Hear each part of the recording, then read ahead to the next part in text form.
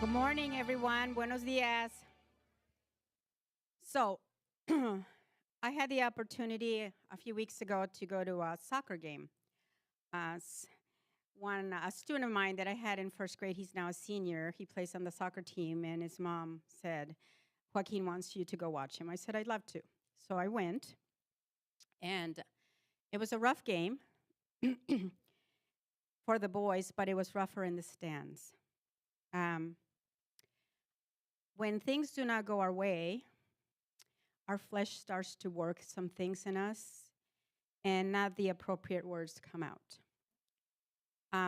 I went home with a very unhappy soul that day because I saw adults saying things that should have never come out of their mouths, which gave permission to some of the boys on the soccer team to disrespect the referees as well.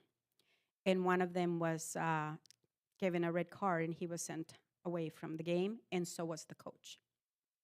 So I went home and I'm thinking, what is it that I get to do as a Christian and as a human being to do better so that these children can see me?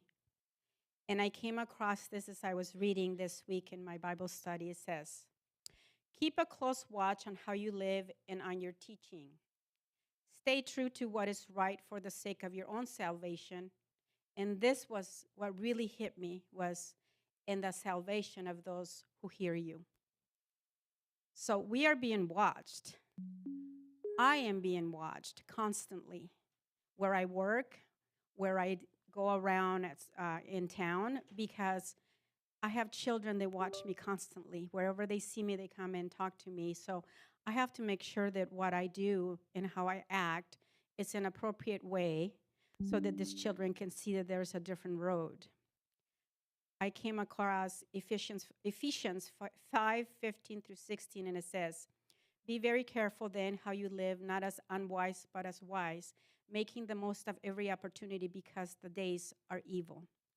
So I was asked to go back to another soccer game, which was this past Saturday, and they were in the championships. And I had talked to his mom and said, I'm not going to go watch a game if I get to hear you say certain words like you did last time. I said, I don't need to hear that. She goes, I promise I won't do it. So I went. She was very good, but it was getting tense, and you can start the crowd start. And I'm like going, Lord, please shut them. These boys deserve to play a game without adults throwing negativity into it. He calmed them down, and we won the game. They did. Both the boys and the girls won the championships, so they're going to state.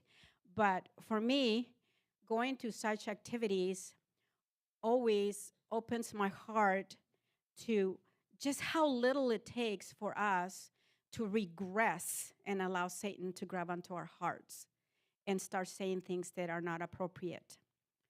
So my challenge that I've given to myself is that I get to go watch these little ones play wherever they play, and I get to be a positive light so that they can see that there is a difference in the world, and then not everybody acts the same, and somebody does have the right road in mind.